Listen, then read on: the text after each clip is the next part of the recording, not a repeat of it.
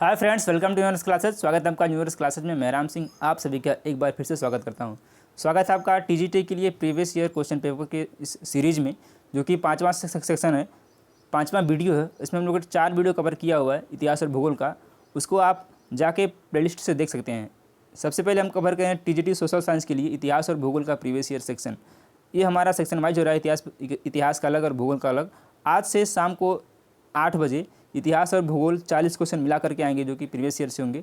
और ये आपको समझने के लिए पैटर्न को काफ़ी ज़्यादा इंपॉर्टेंट है। चलिए आज के इस वीडियो में बात करेंगे भूगोल के सेगमेंट में टीजीटी के 20 क्वेश्चन जो कि प्रीवियस ईयर से लिए गए हैं। चलिए देखते हैं आज के इस सेशन को।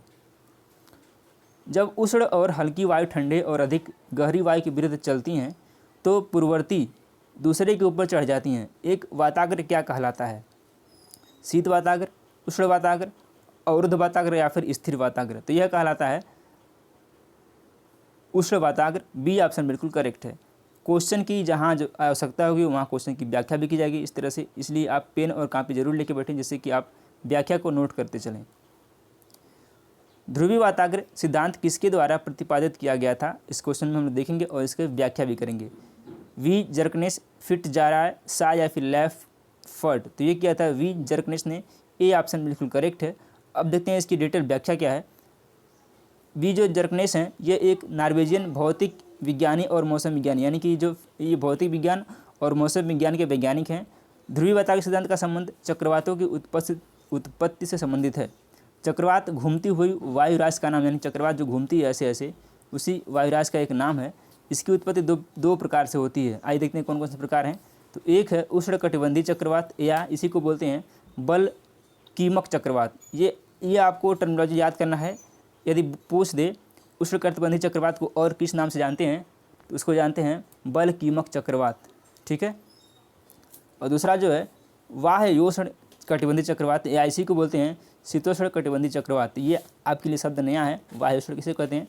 तो जो शीतोष्ण कटिबंधीय चक्रवात है उसी को बोलते हैं वाह्योष्ण चक्रवात। चलिए, उम्मीद है आपने इसको नोट कर लिया होगा। अगला जो हमारा क्वेश्चन है, प्रकाशिक क्षेत्र की गहराई कितनी मीटर तक के बीच होती है? 800 से 1000 मीटर, 200 मीटर तक, 500 से 1000 मीटर या फिर 1.5 किलोमीटर? तो इसकी जो गहराई होती है वो होती है 200 मीटर तक। बी ऑप्शन बिल्कुल करेक्ट है। और इसका मतलब ये है कि जो प्रकाश है जल या समुद्र में 200 मीटर की गहराई तक जा सकता है। इसके बाद आगे नहीं बढ़ पाता और जल के अंदर अंधेरा होता है। इसी कारण आपने देखा होगा जब भी जो गोताखोर होते हैं अपने सर पे एक लाइट लिए होते हैं जिससे कि उनको दिखाई दे। और कृत्रिम सांस, यानी पता है आपको ऑक्सीजन लेके जाते हैं। तो इस तरह से इसका आंसर ऑप्शन नंबर बी है, 200 मीटर तक। क्यूरोसियो धारा, क्यूरोसियो है, किस महासागर में देखी जाती है? अटलांटिक महासागर, प्रशांत महासागर, हिंद महासागर या फिर कोई नहीं? तो जो क्यूरोसियो धारा है यह देखी जाती है प्रशांत महासागर में। बी ऑप्शन बिल्कुल करेक्ट है। और यह कैसी जलधारा है? यह एक गर्म जलधारा है।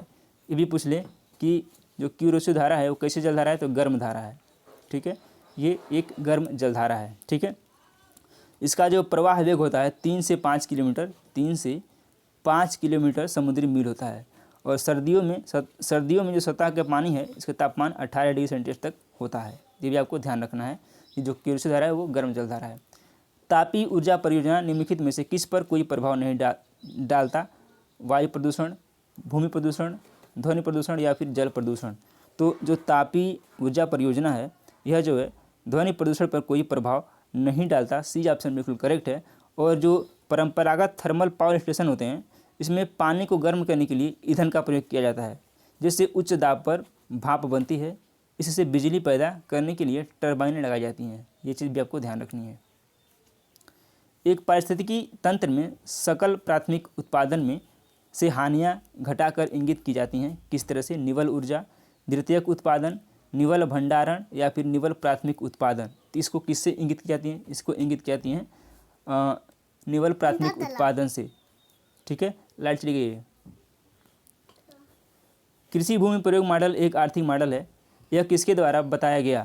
वान थ्यूनेन, वीवर, वेबर या फिर पेंक? तो यह दिया गया था वान थ्यूनेन के द्वारा। ए ऑप्शन बिल्कुल करेक्ट हो जाएगा।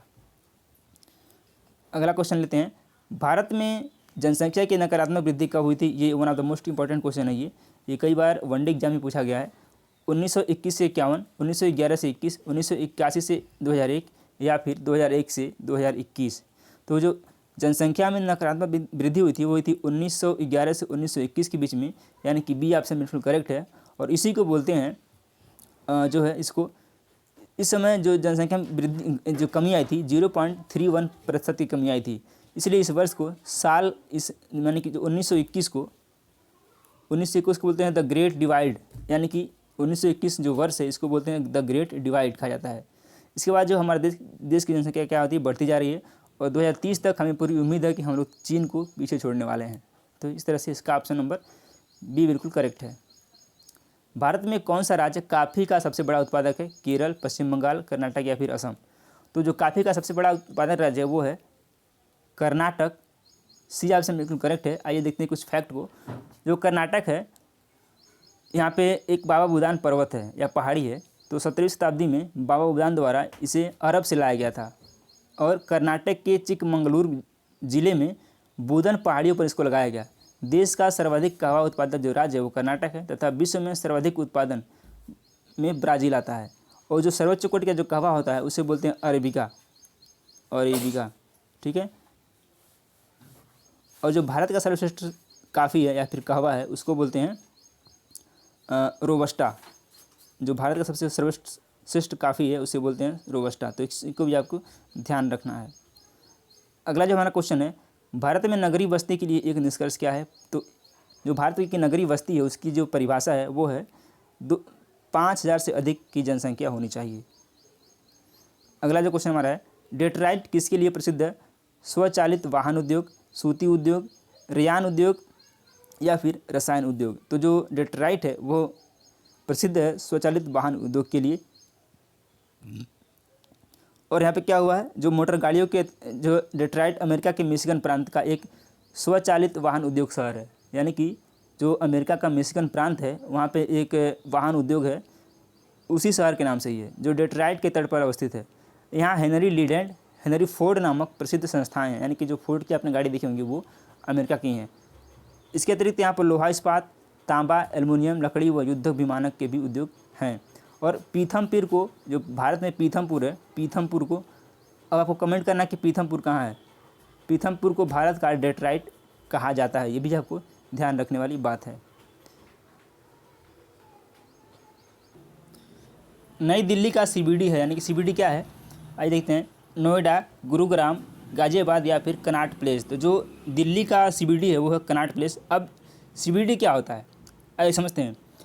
जो दिल्ली का सबसे बड़ा व्यावसायिक एवं व्यापारिक केंद्र है वो है कनॉट प्लेस और इसका नाम जो है ब्रिटेन के शाही परिवार सदस्य यानी कि ड्यूक ऑफ कनॉट के नाम पर रखा गया था। इसका डिजाइन WH निकोल और टार रसेल ने की थी। यह मार्केट अपने समय की भारत की सबसे बड़ी मार्केट थी, यानी कि जो दिल्ली का सबसे बड़ा मार्केट है वो है कनॉट प्लेस, इसीलिए इसको नाम दिया गया CBD। अगला जो क्वेश्चन हमारा, हेलियोसेंट्रिक सिद्धांत को किसके द्वारा प्रतिपादित किया गया? कापरनिकस, टालमी, लाप्लास या फिर चैम्बरलिन। तो हेलियोसेंट्रिक जो सिद्धांत है वो कापरनिकस के द्वारा प्रतिपादित किया गया था, ये ऑप्शन बिल्कुल करेक्ट है। और ये जो कापरनिकस हैं वे यूरोपियन खगोलशास्त्री हैं जिन्होंने पृथ्वी को ब्रह्मांड के केंद्र से बाहर किया था, अर्थात हेलियोसेंट्रिक का सिद्धांत दिया। अगला जो हमारा क्वेश्चन है, किसे आर्कटिक वृत्त कहा जाता है? 66.5 डिग्री उत्तरी, 23.5 उत्तर, 66.5 डिग्री दक्षिण या फिर 90 डिग्री उत्तर। तो जो आर्कटिक वृत्त है वो कहा जाता है 66.5 डिग्री उत्तरी को। ऑप्शन नंबर ए करेक्ट है। अब आइए समझ लेते हैं। देखिए ये भूमध्य रेखा है यानी 0 डिग्री, ये 23.5 डिग्री, ये भी 23.5 डिग्री, ये 23.5 डिग्री नॉर्थ है, ये साउथ है। इसके बाद आता है 66.5 डिग्री, इसी को बोलते हैं हम लोग आर्कटिक वृत्त, ठीक है। अगला जो क्वेश्चन है, अपने ही स्थान पर शैलों की विघटन और अपघटन की प्रक्रिया क्या कहलाती है? अपक्षय, अपर्दन, भूस्खलन या फिर साधारण भूस्खलन।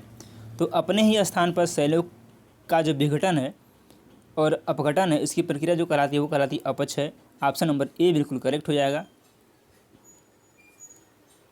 कणिका में विघटन किसका एक उदाहरण है? कणिकामय विघटन है, ये कणिका हो गया है। कणिकामय विघटन किसका एक उदाहरण है? यांत्रिक अपक्षय, रासायनिक अपक्षय, पादप अपक्षय या फिर इनमें से कोई नहीं। तो जो कणिकामय अपक्षय है वो उदाहरण है एक आंतरिक अपक्षय का, ये ऑप्शन बिल्कुल करेक्ट है। अपक्षय वह प्रक्रिया है जिसके द्वारा पृथ्वी को सतह पर मौजूद चट्टानों में टूट फूट होती है, यानी कि जो पृथ्वी पर चट्टानें हैं, ठीक है, बड़े बड़े जो चट्टानें इनमें टूट फूट होती है, उसी को बोलते हैं अपक्षय, ठीक है।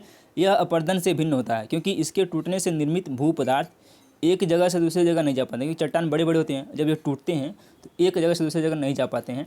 यही इसकी विशेषता है, यही अंतर है अपर्दन और अपक्षय में। अगला क्वेश्चन, मध्य कपासी किसका एक उदाहरण है? निम्न मेघ का, मध्य मेघ का, उच्च मेघ का या फिर उनमें से कोई नहीं। तो जो मध्य कपासी है वह क्या है? एक मध्य मेघ का उदाहरण है। और पृथ्वी से ऊंचाई के आधार पर बादल को चार प्रकार या फिर चार प्रकार उच्च मेघ, मध्य मेघ, निम्न मेघ व ऊर्ध्वाधर मेघ के रूप में वर्गीकृत किया गया है, जिसमें मध्य कपासी मध्य मेघ का उदाहरण है, ठीक है। तो आपको याद रखना है कि जो बादल है यानी कि मेघ है उसको चार प्रकार से डिवाइड किया गया है, निम्न मेघ, मध्य मेघ, उच्च मेघ और एक क्या है, एक है ऊर्ध्वाधर, एक ऊर्ध्वाधर मेघ है, ठीक है। चार प्रकार से इसको डिवाइड किया गया है। कोपेन का जलवायु वर्गीकरण किस पर आधारित था? जलवायु दशाएं, वर्षा और तापमान, वनस्पति मंडल या फिर इनमें से कोई नहीं। तो कोपेन का जो जलवायु वर्गीकरण है वह उदाहरण है वर्षा और तापमान का। बी ऑप्शन बिल्कुल करेक्ट है। अगला जो क्वेश्चन हमारा है, एक संक्रमण क्षेत्र जहां पादप समुदाय प्राकृतिक रूप से एक दूसरे से मिलते हैं वो क्या कहलाता है? तो वह कहलाता है संक्रमिका। ए ऑप्शन बिल्कुल करेक्ट हो जाएगा। चलिए आगे बढ़ते हैं। पर्यावरण निम्नीकरण भारत में निम्नलिखित में से किस क्षेत्र में उच्चतम है? हिमालय, छोटा नागपुर पठार, मैसूर का पठार या फिर बिंद पठार। तो क्या है ये जो है उच्चतर जो है कहाँ पे है? छोटा नागपुर पठार ऑप्शन नंबर बी बिल्कुल करेक्ट है। और जो छोटा नागपुर पठार है ये भारत के सर्वाधिक यही है। और यह पठार झारखंड, उड़ीसा, बिहार और छत्तीसगढ़ में फैला हुआ है। झारखंड, उड़ीसा, छत्तीसगढ़ व बिहार में फैला हुआ है छोटा नागपुर का पठार। चलिए बढ़ते हैं आज के सीरीज़ की सेकंड लास्ट क्वेश्चन पे। ऊर्जा का पिरामिड सदैव कैसा होता है? उल्टा, सीधा, दोनों या फिर वन प्रणाली में उल्टा। तो जो ऊर्जा का पिरामिड होता है वो सदैव क्या होता है? सीधा होता है। बी ऑप्शन बिल्कुल करेक्ट है। और जैसे हम ऊर्जा के पिरामिड के ऊपर से नीचे की ओर बढ़ते हैं ऊर्जा कम होती जाती है। पिरामिड के प्रत्येक चरण में प्रवेश करने वाली ऊर्जा का 90% उपभोक्ताओं द्वारा उपयोग किया जाता है और केवल 10% जो ऊर्जा होती है वही संग्रहित होती है, ठीक है। यानी कि आप देखिए यहाँ पे जैसे ये गया, फिर इसमें गया, फिर इसमें गया, तो यहाँ 90% खत्म हो जाएगा, केवल क्या बचेगा? 10% ही बचेगा। यही होता है। किसने भूमि प्रयोग अध्ययन आरंभ किया और ब्रिटेन की भूमि उपयोग मानचित्र प्रस्तावित किया? मैकिंडर। यह क्या था? LD स्टम्प ने। बी ऑप्शन बिल्कुल करेक्ट हो जाएगा। लास्ट क्वेश्चन आज के सीरीज़ का, मसाई जनजाति कहाँ पाई जाती है? अफ्रीका, कनाडा, अंटार्कटिका या फिर उपयुक्त में से कोई नहीं। तो यह पाई जाती है अफ्रीका में। ए ऑप्शन बिल्कुल करेक्ट है। तो चलिए उम्मीद करते हैं कि आपको सेशन पसंद आएगा। सेशन पसंद आए तो वीडियो को लाइक करें और चैनल को सब्सक्राइब जरूर करें। धन्यवाद।